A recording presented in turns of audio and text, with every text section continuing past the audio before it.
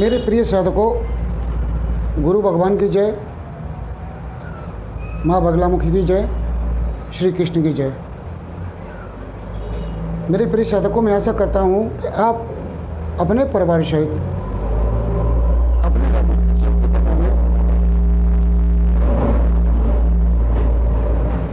और मेरे प्रिय साधकों,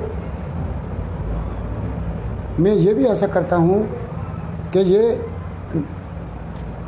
नवरात्रि के जो व्रत गए हैं या उपवास हुए हैं, आपके सभी के जिन लोगों ने उपवास रखे हैं या माता भगवती के किसी रूप में उपासना की है,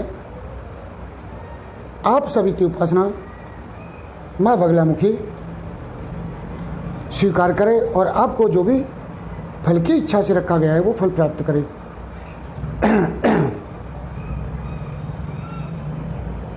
आगे साधकों, आज कई दिन बाद वीडियो बना रहा हूँ मैं, क्योंकि मैं नवरात्रि से पहले बाहर चला गया था साधना के लिए, तो आज ही लौटा हूँ और लॉकडाउन की वजह से साधकों को साधना मेरी अधूरी रह गई और फिर 4-6 दिन बाद हो सकता है मैं यहाँ से निकल जाऊँ दोबारा। तो मेरे प्रिय बंधुओं,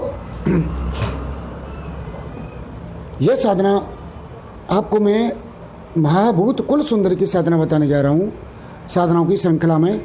इससे पहले मैंने एक साधना आपको बता रखी है, भूत कुल सुंदर की साधना।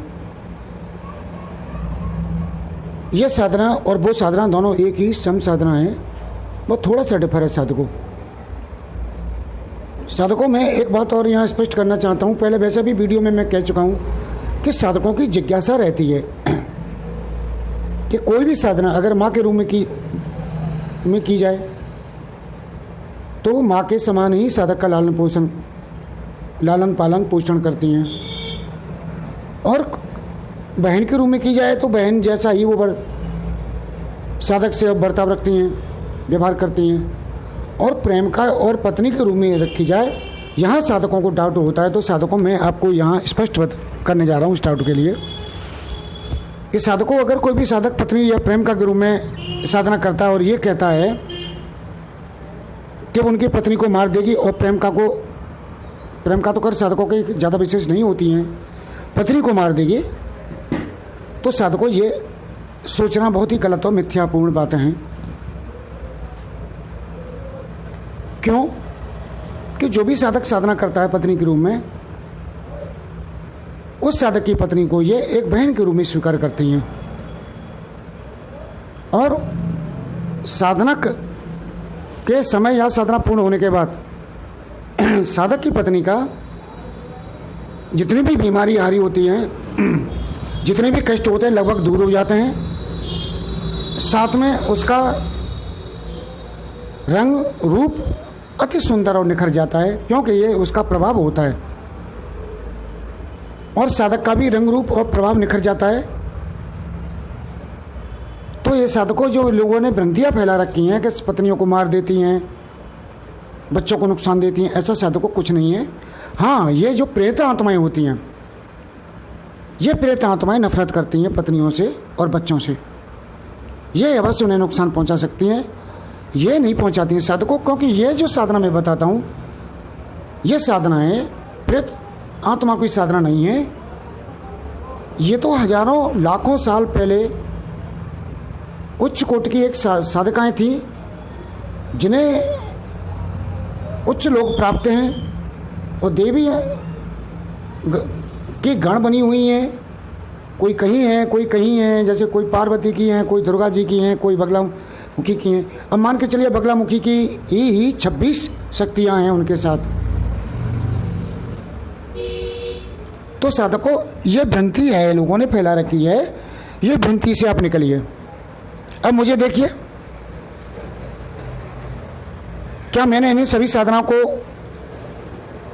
मंत्रों को जपा नहीं है? क्या इन्हें टेस्टिंग में नहीं लिया है? साधकों में इसी साधना को करने गया था, लेकिन लॉकडाउन की वजह से आश्रम में लॉकडाउन हो गया, पुलिस ने बाहर के लोगों को निकाल दिया वहाँ से, इसलिए मुझे वापस आना पड़ा। नहीं, ये साधना प्रत्यक्षीकरण हो जाती मुझे। कई हद तक 90-95% तक मुझे इसमें सफलता मिल चुकी थी, क्योंकि साधकों, मुझे 2 साधकों को ये ट्रांसफ़र देना है, इसीलिए गया था मैं।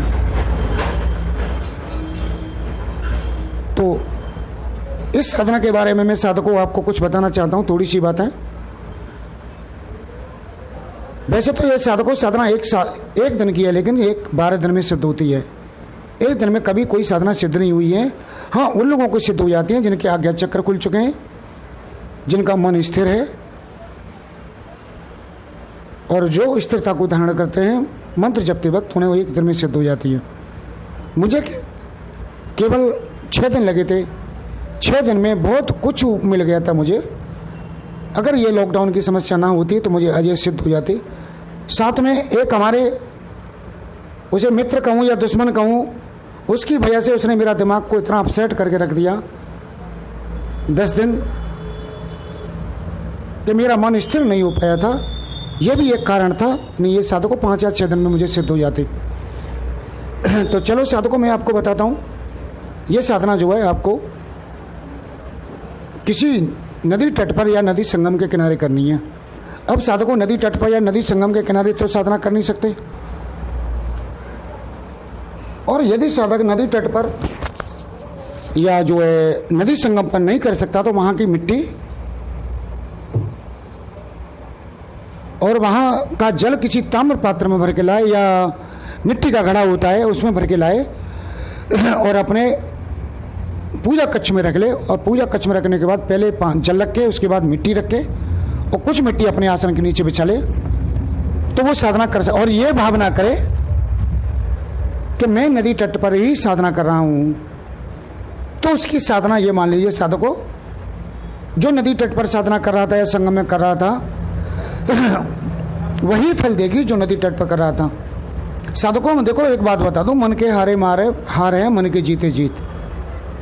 तुम जैसा ही तुम अपना मन बनाओगे, ऐसा ही तुम्हारी गति प्राप्त होती जाएगी। तो साधकों, ये आप अपने कमरे में भी कर सकते हैं और इस जल को अपनी दाईं ओर रखें। यह साधना शुक्ल पक्ष के शुक्रवार से करें अथवा सोमवार से करें। दिशा उत्तर की होगी। साधक नहा धोकर बिना सिले हुए कपड़े पहने, पीले गुलाबी आसन पर बैठे, सामने चौकी बिछाए, चौकी पर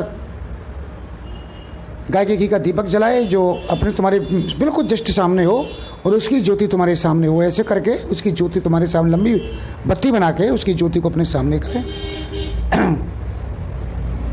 और उससे पहले चौकी पर रक्त चंदन से मंडल बना ले। अब मंडल क्या है साधकों? एक गोला बनाएं, गोला में अष्टपुष्प का, इस तरह से अष्टपुष्प का एक फूल बना ले, वही मंडल कहलाता है। और उस दीपक को उसमें रखें। गुलाबी आसन, पीला आसन, नीला आसन, काला आसन ना हो साधकों। नीला आसन का प्रयोग करें, हो सके तो नीले कपड़े का प्रयोग करें इसमें, और नीला ही आसन प्रयोग करें, क्योंकि यह तंत्रोक्त विधि की साधना है, क्रोध भैरव द्वारा संपूर्ण साधना है। और गुग्गुल की धूप देके साधक 8000 मंत्र रोज जपे। जब सुंदरी देवी आए तो उसे जामुन के रस से अर्घ प्रदान करें। और जामुन का रस क्या है? जामुन के पत्ते ले आए, जामुन तो मिलेंगे नहीं। और जो साधक जामुन के समय साधना करना चाहते हैं उनका जामुन का रस ले आए, जामुन लें, जामुन का रस निकाल लें, और रस निकालने के बाद वो साधना कर सकते हैं। अन्यथा जामुन के पत्ते ले आए, जामुन के पत्ते का रस निकालें और किसी ताम्र पात्र में रोज नित्य अपने सामने रखें। जब ये देवी जी आए तो उन्हें प्रसन्न होकर साधक के उन्हें जामुन के रस से अर्घ दें, पुष्प चढ़ाएं उन्हें। तो ये प्रसन्न होकर साधक के साथ रात भर रहती हैं और एक पत्नी व्यवहार वत भी ही व्यवहार करती हैं। और सुबह जाते समय साधक को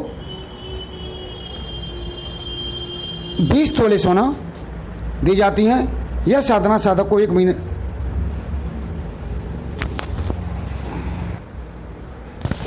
इस साधना को साधक जीवन भर करते रहे, और जीवन नहीं भर न करे तो सिद्ध होने के बाद भी 1 महीने तक लगातार साधक 30 दिन तक इसे करता रहे।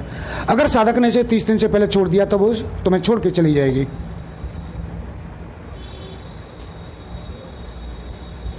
इसमें फूल, गुलाब की माला, कन्नेर या गुलाब के फूल का प्रयोग करे साधक। साधकों, एक बात मैं आपको बता दूं, यहाँ बहुत ही गहन बात बता रहा हूँ। आपको कहीं किसी को ढूंढने की जरूरत नहीं है। आपकी हमारी जो अंतरात्मा है वही ब्रह्म है, वही पर ब्रह्म है, वही ईश्वर है। अगर वो हमारी आत्मा अगर किसी को बुलाती है मन एकाचित स्थिर होकर, तो उसे आना पड़ता है, क्योंकि जो हम हैं सोई वो है, कहीं डिफर नहीं है, कहीं अंत नहीं है। और आप साधक जो मंत्र जपें, मंत्र में या तो सुंदर छवि मन के द्वारा कल्पित सुंदर छवि का वर्णन करें, अथवा मंत्र जो है सुंदरी देवी के जपें और श्री कृष्ण की छवि का अपने अंदर धारण करके उन्हें देखते रहें। साधकों बहुत सुंदर और बहुत ही अच्छी साधना है। मैं बता चुका हूँ कि ये लॉकडाउन की वजह से साधना भंग हो गई। कुछ दूसरा भी एक कारण हो गया था जो अगले वीडियो में हो सकता है बता दूँ, उसकी वजह से भी मेरा मन विचलित हो गया था। तो करना क्या साधकों, 3 मिनट का प्राणायाम, 3 मिनट का नाड़ी शोधन करें। ओम गम गणपते नमः, इसे 5 बार मानसिक जपन घड़ी, और हरिओम तत्सत जय गुरुदत्त, इस मंत्र की माला करें। ये गुरु जी का मंत्र है। एक माला हरे कृष्ण की करें, और करने के बाद भगवान श्री कृष्ण से कहें, हे प्रभु, करने वाले आप, कराने वाले आप, मैं एक निमित्त मात्र हूँ, मैं कुछ नहीं कर रहा हूँ, आप ही कर रहे हो, आपकी माया आप जाने, आने वाले भी आप हो, करने वाले भी आप हो। अपने ऊपर ना ले साधक, और एकाग्र दृढ़ संकल्प हो गए। जब साधक दृढ़ संकल्प हो के निष्ठा से साधना करता है तो उसकी निष्ठा देख के ये आ जाती हैं और उसे वरदान दे देती हैं। इसके बाद में 10 माला क्रोध भैरव मंत्र की करे। इसके बाद मंत्र का उत्कीलन करे। वैसे यह मंत्र संजीवना उत्कीलन किया हुआ है, लेकिन फिर भी एक बार कर ले। इसके बाद इसका आह्वान करे, ओम ह्रीम हुम हुम ओम ह्रीम फट फट सर्वभूति नाम भगवतो ब्रजधरस्य समय अनुपालय हन हन बद बद आक्रम आक्रम भाव भाव रात्रि शमशान वासनी आगच्छ शीघ्रम ओम फट। इसमें एक मंत्र की एक माला करे। एक माला करने के बाद इनका आह्वान करे, और आह्वान करने के बाद इनकी 8000 मंत्र जप करे। बहुत सुंदर साधना है, छोटा सा मंत्र साधकों तो जो है हो जाता है। इसके साथ ही मैं अगले वीडियो में आपसे मिलता हूँ। ये वीडियो कैसा लगा मुझे बताना। हरे कृष्ण हरे कृष्ण हरे कृष्ण।